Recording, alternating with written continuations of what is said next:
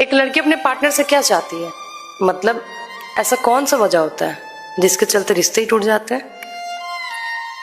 एक लड़की अपनी पूरी दुनिया छोड़ के अपने पार्टनर के पास एक भरोसे के साथ आती है।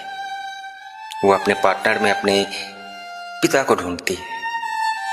पिता की तरह केयर, पिता की तरफ निस्वार्थ प्यार, छोटी छोटी ख्वाहिशें जो बिन बोले पूरा हो जाती थी, वो सब अपने पार्टनर से वो उम्मीद करती है।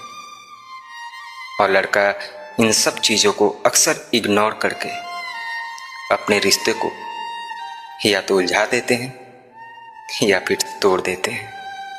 लड़का भूल जाता है कि उसका पार्टनर उसके लिए सिर्फ एक लड़की होती है, लेकिन उस लड़की के लिए आप पूरी दुनिया होते हो। सही बात है।